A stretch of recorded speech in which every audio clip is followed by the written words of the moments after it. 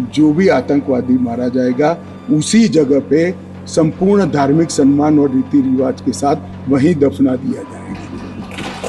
माफ करना दिग्विजय जी, टेररिस्टों के लिए हमारे मन में कोई सबूत नहीं। ये जो कह रहे क्या बदलाव आया, मैं दिखाता हूं बदलाव क्या है। मान्यवर, आज मैं इतना कह रहा हूं कि हमने एक बहुत बड़ा कठोर निर्णय सुरक्षा की दृष्टि से हमने उठाए हैं। मान्यवर, मैं आज बताना चाहता हूं, पहले 2014 के पहले और आर्टिकल 370 नाबूद होने के पहले आपने देखा होगा आतंकवादियों के जनाजों में 25-25 हजार की भीड़ आती। मैं सभी सदस्यों को कहना चाहता हूं, एक भी दृश्य अभी देखा है 370 के बाद? ना, कोई नहीं करता सर, क्योंकि हमने निर्णय किया है जो भी आतंकवादी मारा जाएगा उसी जगह पे संपूर्ण धार्मिक सम्मान और रीति रिवाज के साथ वहीं दफना दिया जाएगा। स्टोन पेल्टिंग क्यों कम हुई? जितनी नौकरियों की एडवर्टाइज है इसमें सरकार ने तय कर लिया है कि स्टोन पेल्टिंग का एक भी केस अगर रजिस्टर है तो वो परिवार में से किसी को नौकरी नहीं मिलेगी। क्यों ये विदेश भागकर आतंकवाद करते हैं वो लोग डरे हैं?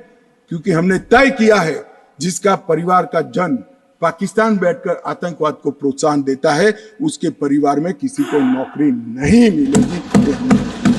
मान्यवर, हमने तय किया है कि जो टेलीफोन रिकॉर्ड के आधार पर प्रस्तापित होता है कि किसी का परिवार का व्यक्ति लिप्त है आतंकवाद को बढ़ावा देने में, तो नौकरी में है तो भी उसको डिसमिस करने के सर्विस रूल्स हमने बनाए। मान्यवर, जीरो टेरर प्लान और कंप्लीट एरिया डोमिनेशन के माध्यम से पूरे टेररिस्ट प्रभावित क्षेत्र को आज हमने सुरक्षित करने का काम किया है। मान्यवर, आज मैं कहना चाहता हूं, जेल अड्डा बनकर पड़ी रही थी। नरेंद्र मोदी सरकार ने जेलों के अंदर जैमर लगाकर सख्ती लगाने का काम किया है और 105 करोड़ की लागत से एक नई जेल बन रही है जो सिर्फ टेररिस्टों के लिए बनेगी। मैं विश्वास के साथ कहता हूं वो जेल की सुरक्षा कोई भेद नहीं पाएगा और टेररिज्म के अंदर कोई अपना योगदान नहीं देगा। मान्यवर, बार काउंसिल में भी जो समर्थक थे उनको भी संदेश कर दिया गया है और रोजगार, पासपोर्ट और गवर्नमेंट कॉन्ट्रैक्ट के लिए भी हमने ढेर सारी चीजें करी हैं। मान्यवर, आदत पड़ गई थी हमले हो तो बुला देना, इधर उधर कोई बड़ा एक्शन ले लेना जिससे दूसरे दिन के अखबार के टाइटल बदल जाए।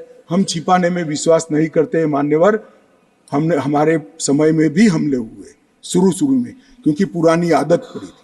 उरी में भी हुआ, पुलवामा में भी हुआ। हमने सर्जिकल स्ट्राइक और एयर स्ट्राइक कर घर में घुसकर जवाब देने का है। हमें संवेदनशीलता कश्मीर के युवाओं के लिए, मगर संवेदनशीलता की व्याख्या टेररिज्म के लिए नहीं। माफ करना दिग्विजय जी, टेररिस्टों के लिए हमारे मन में कोई सबूत नहीं। हथियार डाल दे, मेन स्ट्रीम में आए, स्वागत है उनका। मैं आज भी कहता हूं, नॉर्थ ईस्ट में कई लोग हथियार डालकर मेन स्ट्रीम में आए हैं। अगर कश्मीर में भी युवा भले हाथ में हथियार पकड़ा हो, हथियार डाल दे, कानून की अदालत के शरण में आए, हम उसका स्वागत करते हैं। संवेदना से हमारा हृदय भरपूर है।